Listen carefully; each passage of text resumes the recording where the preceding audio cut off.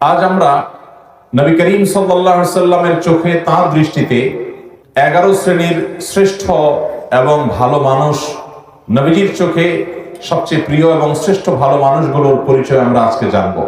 যে মানুষগুলোকে নবী করিম সাল্লাল্লাহু আলাইহি সাল্লাম বলছেন খায়রুন নাস, আহাব্বুন নাস, আহসানুকুম, তোমাদের মধ্যে সবচেয়ে ভালো লোক, তোমাদের মধ্যে সবচেয়ে শ্রেষ্ঠ মানুষ, তোমাদের মধ্যে সবচেয়ে উত্তম মানুষ। এই কথা বলে নবী সাল্লাল্লাহু আলাইহি সাল্লাম বিভিন্ন হাদিসে বিভিন্ন চরিত্রের কথা উল্লেখ করেছেন। এই চরিত্রের মানুষগুলোকে আমরা আজকে পরিচিত করাবো আপনাদের সাথে, আল্লাহ যদি আমাদেরকে তৌফিক দান করেন। আমি এখন একটা একটা করে 11টি গুণের কথা, 11 জন মানুষের 11টি গুণের কথা উল্লেখ করব। আমাদের কাজ হবে আমরা নিজের সাথে সেটাকে কম্পেয়ার করব, তুলনা করব, যে সেই গুণগুলো আমার মধ্যে কতটা আছে কতটা নাই।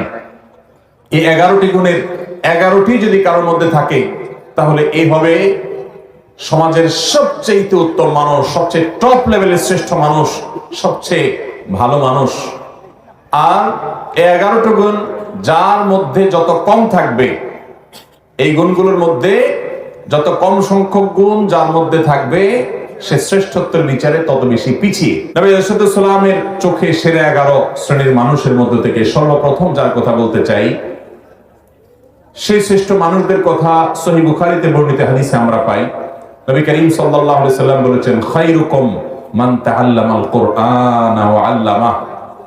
তোমাদের মধ্যে, এই যে আমরা অনেক মানুষ আছি এই মাহফিলে, এই গ্রামে, এই এলাকাতে, এরকম প্রত্যেকটা জায়গায় যত মানুষ আছে, এই মানুষগুলোর মধ্যে সবচেয়ে শ্রেষ্ঠ, সবচেয়ে মর্যাদাবান, আল্লাহর কাছে সবচেয়ে প্রিয় এবং সবচেয়ে উত্তম মানুষ হলো ওই শ্রেণীর মানুষ যারা কোরআন শিখে এবং কোরআন শেখায়।